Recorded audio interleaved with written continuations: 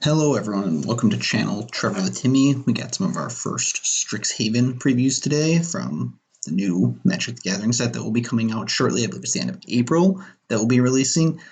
So I want to take some time and talk through those, what we've got so far and what it looks like potentially for standard and other formats. So if you do like what you're seeing, consider liking and subscribing. We'll definitely continue to put out videos as we get additional spoilers coming through and continue to play various arena formats too if you're interested in watching any of that gameplay.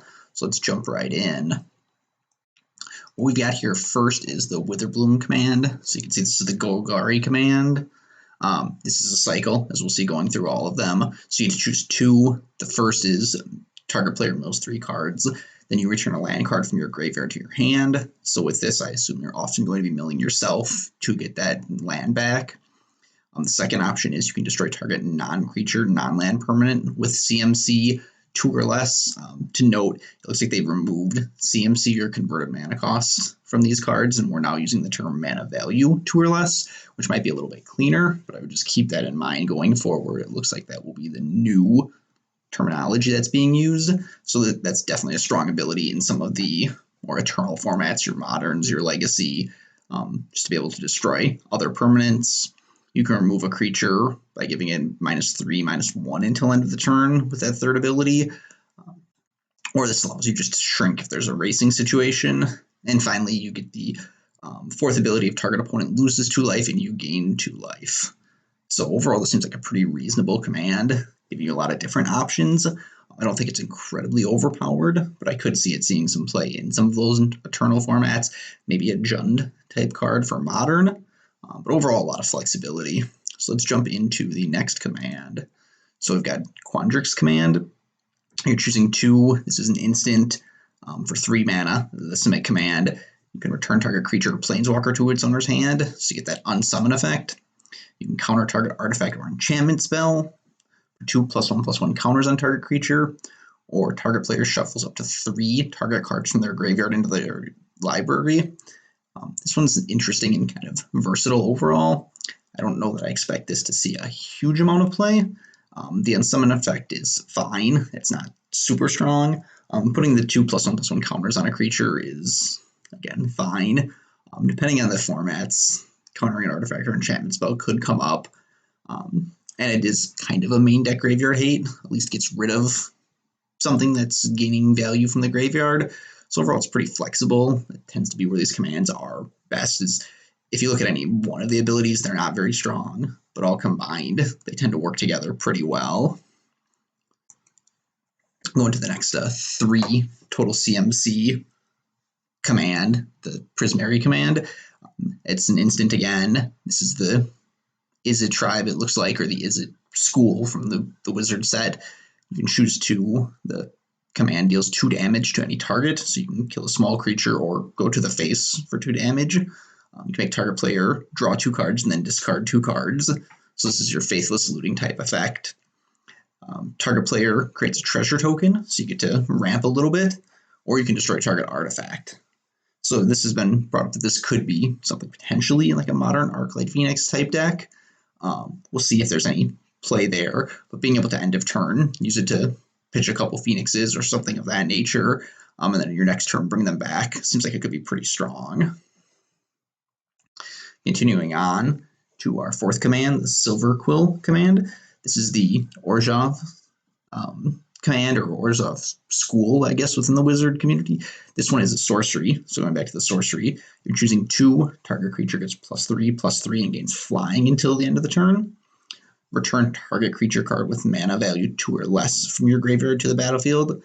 Again, this seems to be that new terminology of mana value instead of CMC. The third ability is target player draws a card and loses 1 life. And the final is target opponent sacrifices a creature. But my first thoughts are for this is that it could be some type of Death Shadow type card for modern. We'll see. It might just be a little too expensive for the mana cost overall, but I definitely see some of those abilities playing well, where you can return the Death Shadow or the new one from Battle for Zendikar. Both of them have that mana value or CMC of 2 or less, and you can also get the combination of drawing a card and losing a life, which will potentially pump both of those. or if needed, you can give them some evasion with flying and +3/+3 to try to finish out a game. And you do get the chance for removal too. So if you're in a mirror and you both have one shadow out, you can just make them sacrifice theirs and still do something, whether it's returning another one, drawing a card, so you're getting some card advantage. So I do like this card overall. I wouldn't expect it to see 4 of play, but maybe it's a 1 or 2 of in one of the Mardu-type shadow decks in Modern. And then moving on to our final and interestingly most expensive command, Lorehold command. This is the Boros in the final of the Wizard Schools, it looks like. So 5 total CMC. As an instant, you get to choose 2, create a 3/2 red and white spirit creature token. Creatures you control get +1/+0 and gain indestructible and haste until the end of the turn. The command deals 3 damage to any target, and target player gains 3 life.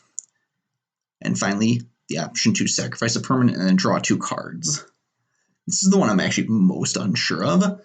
Most of the abilities seem pretty fine. End of turn if you're in a racing situation. At the end of their turn, you can make a 3/2. Interestingly, it does not have flying, despite being a spirit. And then you could either remove one of their creatures, do 3 to the face, and gain 3 life. So there's definitely a lot of potential in that, but it is expensive at 5 mana. So I wouldn't expect it to see any play in older formats. Maybe if there is a Boros aggressive deck in Standard, they could see some play. It is a type of Wrath protection with that second ability to gain indestructible. Unfortunately, at 5 mana, that's pretty expensive. So I don't expect this one to see a lot of play overall. I could see it being a favorite in EDH, similar to a Boros Charm, where you just get a lot of flexibility and can save your whole team if you're being aggressive from a Wrath.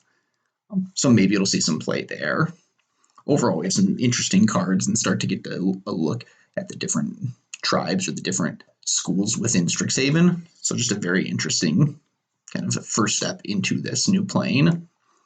And then the final kind of addition we got today was the alternate art cards that, from my understanding, will be included in every product you could buy from Strixhaven. So it'd include collector boosters, regular draft boosters, and your set boosters.